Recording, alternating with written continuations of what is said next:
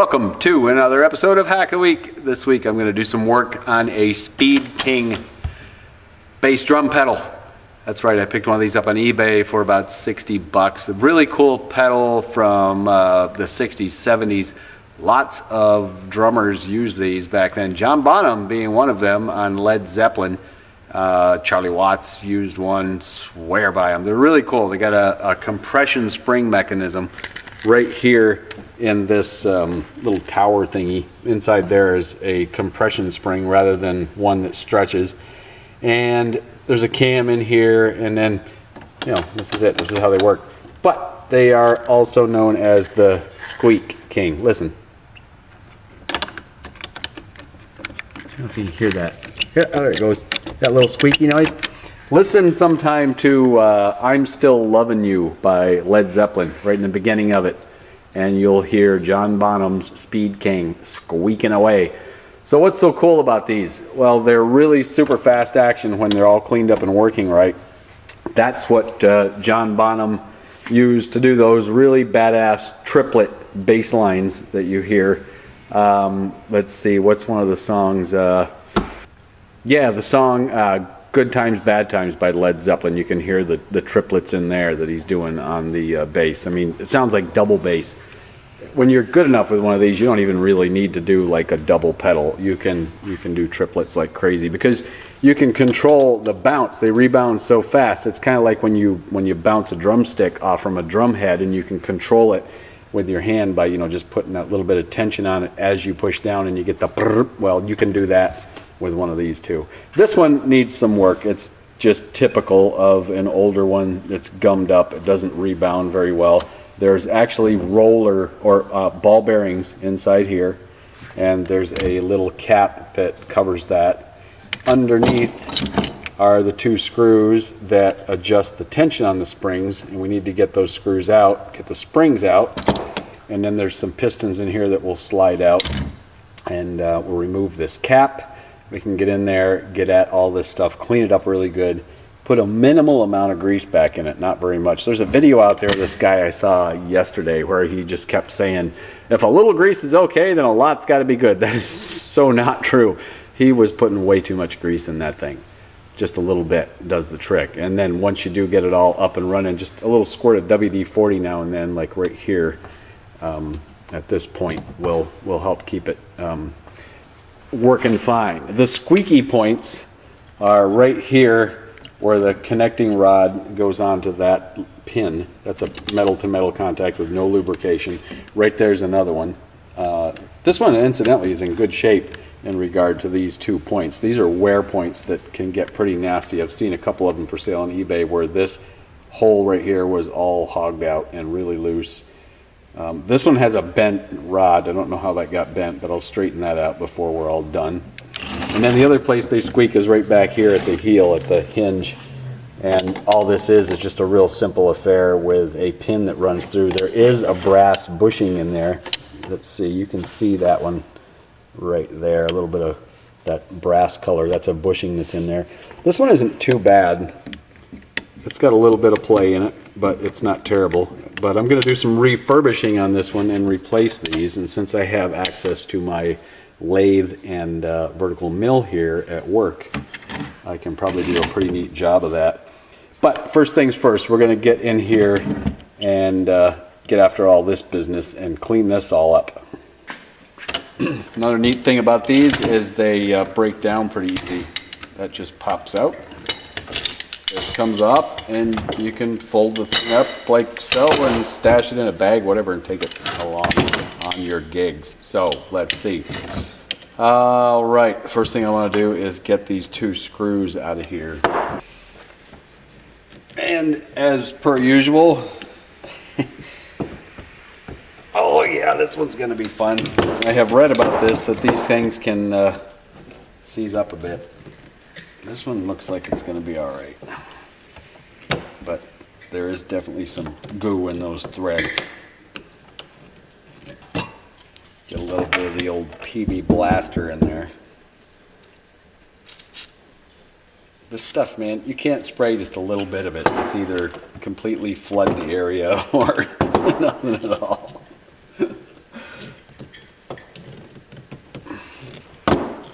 always work these things back and forth a bit like this when they're tough to come out, especially when there's lots of stuff in the threads. Okay, this one's on the way out.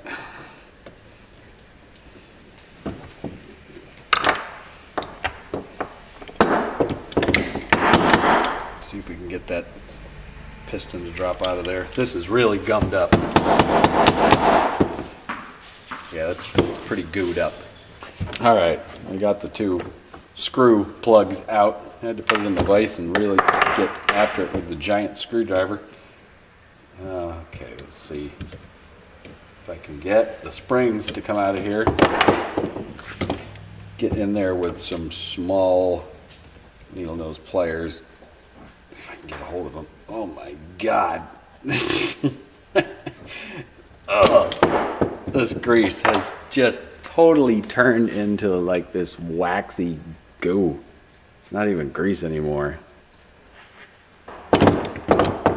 Wow, this stuff's bad. It's like it's coming off in hard chunks, the grease. Anyway, we got the springs out, but up inside here are the pistons now. They're stuck up in there, so we're gonna have to work from the top down to push those out. So it's time now to get these end caps off.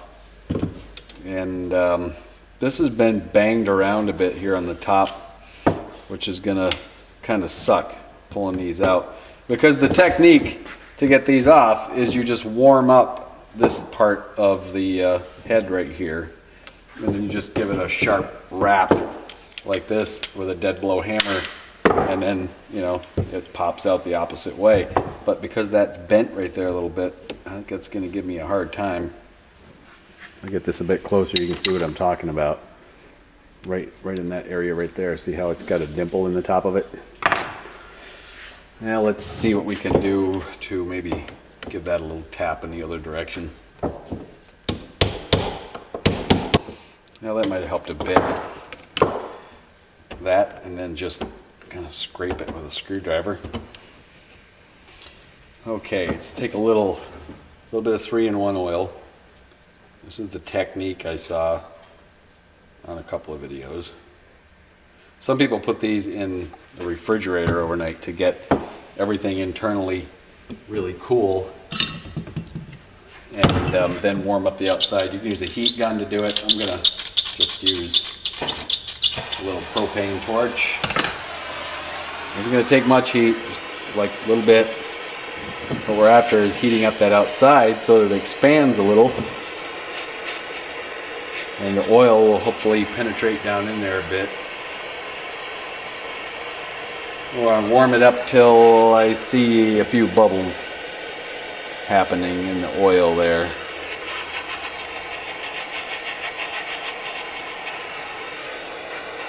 That ought to be enough.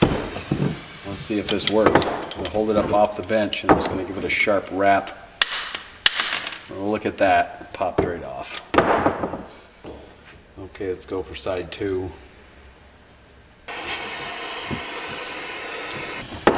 Okay, let's see what happens.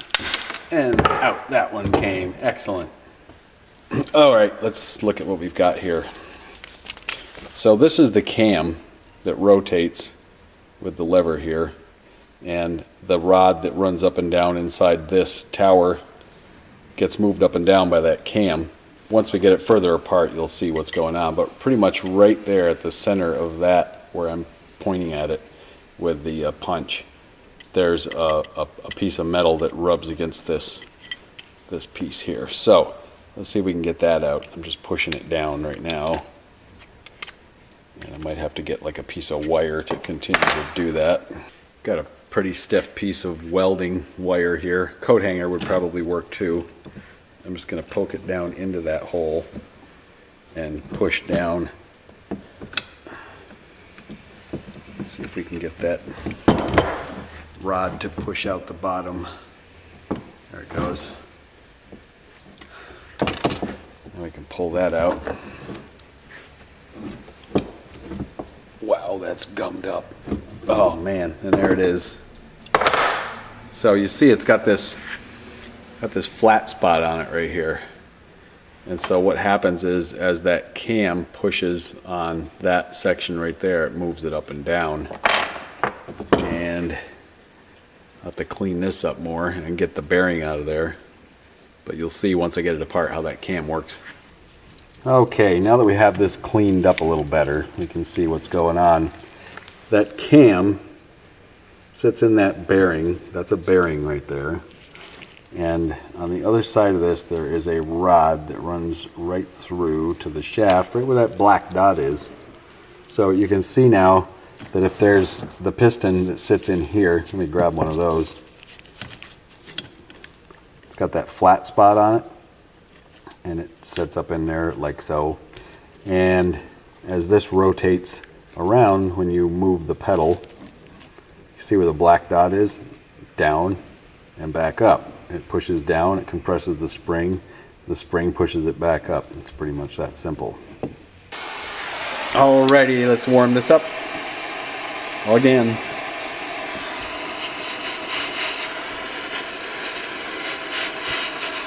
Gotta make this quick because I don't want it to warm up the bearing, just the aluminum part.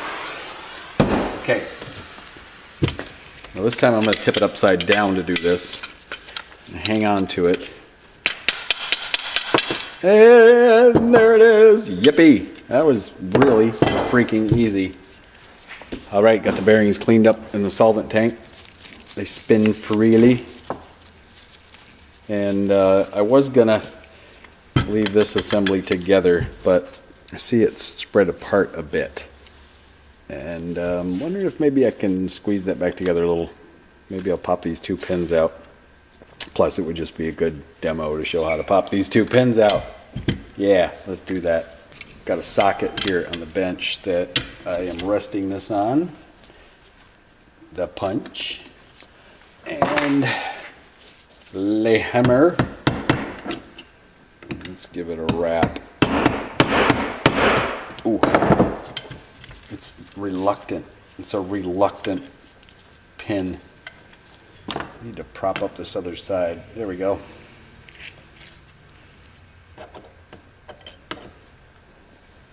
Okay, let's wrap this smartly, as they say. Smart.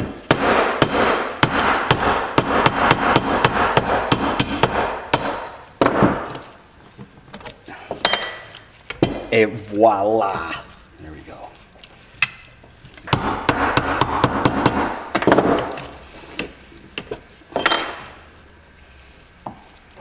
Okey dokey. Now, very important to remember the orientation of where this cam goes. So I'm just going to put a dot on this one too to kind of remind myself that it lines up right here with this part of, I'm going to call this the axle. I think that's what you call it. You should be able to pull these things out of there now. Just grasp them with the pliers and give them a little, well, yeah, maybe. Might want to grab some different pliers. Oh, there it goes. That's one.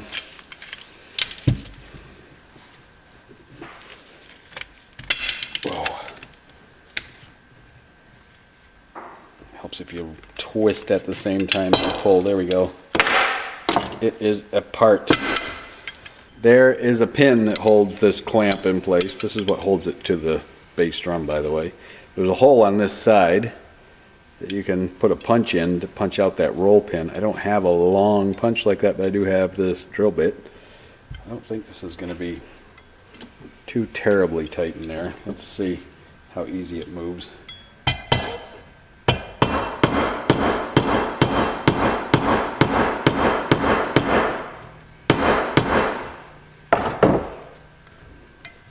That is working.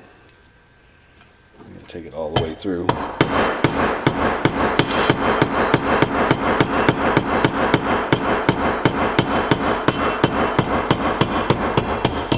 All the way till it comes out the other side, because we're going to have to put it back in this side and drift it back in the same way we took it out. This is ready to get bead blasted now. All glass beaded, and I'm in the process of cleaning out the bores here. These are not the exact size of the rods. They're actually a little bit bigger. There's quite a bit of clearance in there. But I'd like to get as much of that old grease out of there as I can, or should I say wax. It's pretty much turned to wax. And that does the trick there. Give it a final rinse with a little bit of brake cleaner. Really flammable stuff. This is the alcohol-based brake cleaner that I use all the time, parts cleaner. But it's highly flammable, so be careful around flames. Don't want to light any kind of flames right now, or all of this would just totally go up. Okay. All the pieces laid out, ready for reassembly. This has been bead blasted. It's got a nice look to it right now. I'll probably paint this in a hammer finish paint at some point. I may not do it right now. I don't know. Maybe I'll just leave it and see how it just naturally oxidizes and tarnishes. I kind of like the look of it now. It's just a dull aluminum. Also soda blasted all of the chrome parts, and they cleaned up really nice. Soda blasting is it's just basically soda ash. In other words, it's the washing soda that you can buy in a box. It's sodium carbonate, not sodium bicarbonate. And you put it in a blast cabinet, and it's enough to take off the crud but not hurt the finish. Did a nice job on the chrome bits. So we are ready for reassembly. I'm going to repack these bearings with a bit of grease, and then we'll be ready to put things together. So what I want to do is force some grease right into this little crack all the way around here. There's not too much room to get grease in, but I want to get some grease shoved in there right into where the balls are inside this thing. I could possibly pop the dust cap off there, but I don't want a chance distorting it, so I'm just going to see what I can do repacking it what I call old school style. So it looks like a Sharpie marker will work here. It'll plug the hole for me.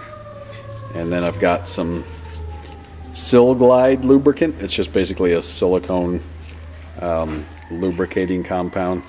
Another one that people use is Super Lube with a PTFE grease. But I'm going to try this stuff out, so I'm just going to get a bead of it around the outside here. And then just go like this and start rolling it into that crack, and just keep this up for a few minutes and make as much of that grease disappear as I can. If it goes away, I know it's going into the bearing. And give it a little turn as we go, and just keep shoving this in there till we make the grease go away.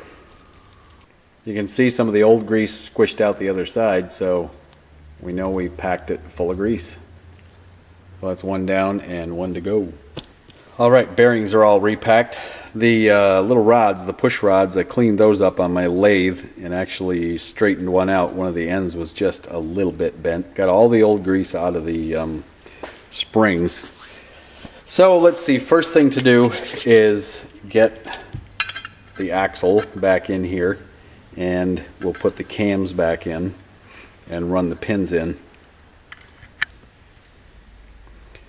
So we'll just lay it on the side here. I'm going to put just a little bit of grease on these cams where they slide into that axle, for lack of a better term to call it.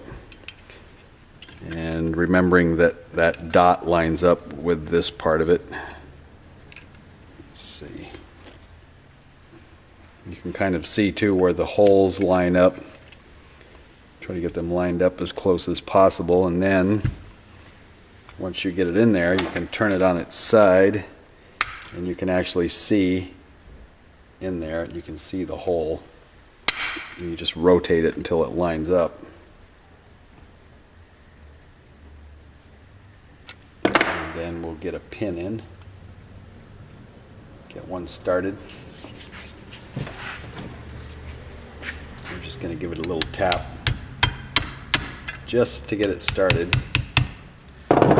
Then we can go ahead and lay it down and tap it in just like we did when we pulled it out. I'm going to go ahead and do the other side too. That'll help hold everything in place for me. It doesn't have to be all the way. I can leave it a little bit proud, that's okay. That one's seem to go a little easier.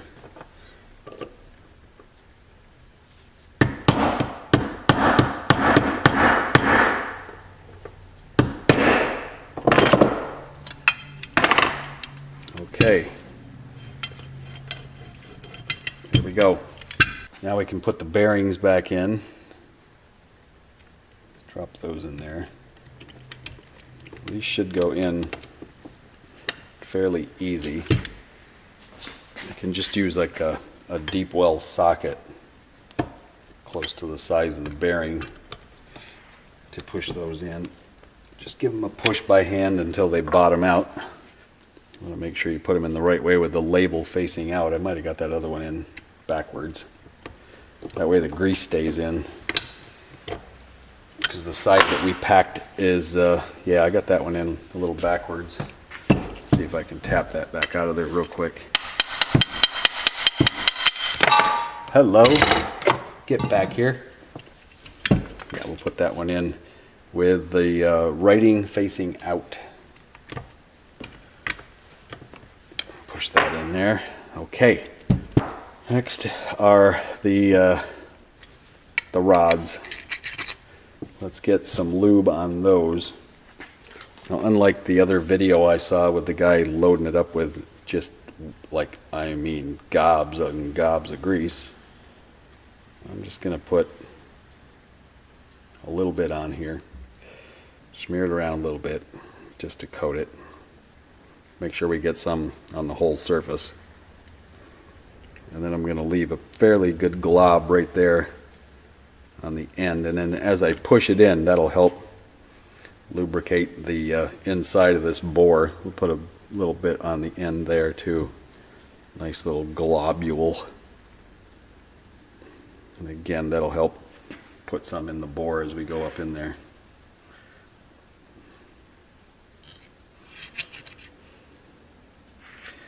Now let's grab a spring. And just a little bit of lube on the spring. Doesn't take too much. Just enough to get the friction down a bit. Push that in. Now the cam's going to come out this other end. And the trick is it's got to be rotated in the right way. Let me try that again. I'm going to push it back out. I'm going to make sure that we have the flat side facing out.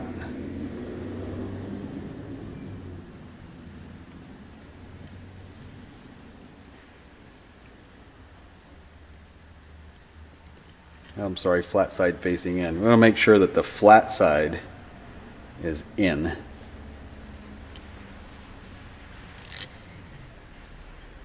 we'll put the spring in. And it should come out up on the top here. There it is. And we can go ahead and put the screw in the bottom.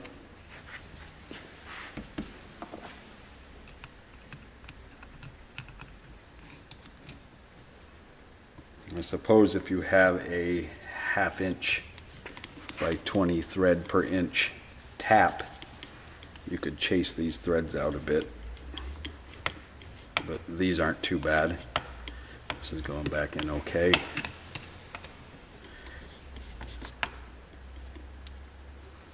I'm just going to take this in to the point where it's flush with the bottom. Maybe just a little bit deeper than the bottom. And we're done. Now that side is all finished. And that's probably enough grease that's in there right now. I can move a little bit of it around just to make sure it's on the cam. And then we'll put the cap back on. I suppose you could pay attention to the words and just have them line up wherever you feel is appropriate. I'll put the word Ludwig at the top on this one. It should just go back in by hand. And now we'll do that same thing on the other side. Okay, now we're ready to put the clamp back on. So we'll go ahead and get that in place, get the pin started. And then I can just use the punch I have here to get the thing going. And then I'll use that drill to finish the job. When you get to about 1/4 of an inch of it still sticking out, this is where you're going to have to watch to make sure that it's lined up on this side before you drift it the rest of the way. So I'm going to hold it up, hold the clamp up a little bit against the goal post, as this assembly is known. Love the nicknames that these pieces got over the years.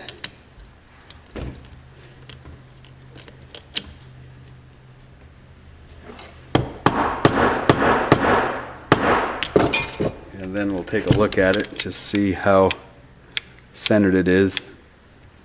Looks like I could go just a little bit further with it.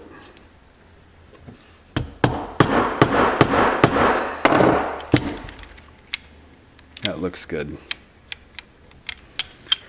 Now let's put the wing nut for the beater back in. This one's in really good shape. I've read on some of the drummer forums that the original beaters that came with these had a flat spot on one side where you lined it up for the thing to pinch against, because if these aren't tight enough, they've been known to throw the beater out right in the middle of when you're playing, which is just no fun at all. We can now put the pedal back on. Let's drop this in place. And you know what? I'm going to put a tiny bit of some of this grease right down in here on that spot. See if that helps with some of the squeak. And this stuff's pretty neat. Dry slide, dry lube. It's a graphite lubricant. It's got a solvent carrier, and once the solvent carrier dries, all that's left is graphite. I'll show you a little bit here on a piece of plastic. It's kind of a brownish look to it, but it's basically graphite suspended in a solvent. Pretty neat stuff. I'm going to put a little bit of that on this other pivot point up here. It'll penetrate in all on its own. That's what's nice about this stuff. I've used it for years on my bicycle, on the derailleurs and cables and whatnot. I can also put some right here on the source of a lot of the squeak on these things. In another video, I'm going to do an upgrade on this bushing section back here. See what I can do to improve all of this. And that about wraps it up. That thing moves easy now. It bounces. That's what you want. You want it to be bouncy. And the springs aren't tensioned up much yet. I can get them a lot tighter, which means it's going to have even faster rebound. So we'll take this home now and get it on the drum kit. See how it works out. Well, that wraps up part 1 of the Ludwig Speed King bass drum pedal rebuild. Later we'll do part 2 where I redo the bushings on the back part of the pedal right here. And hopefully that gets rid of the squeak altogether. There's lots of mods that people do to these to make them better. There's lots of people out there that you can send yours to get it modified. There's people that put plates on the bottom of them. If you just go Google searching for people that do modifications on Speed Kings, you'll find quite a few different sources for that. Well, thanks for watching. Thanks for subscribing. Please like and share. And until next time.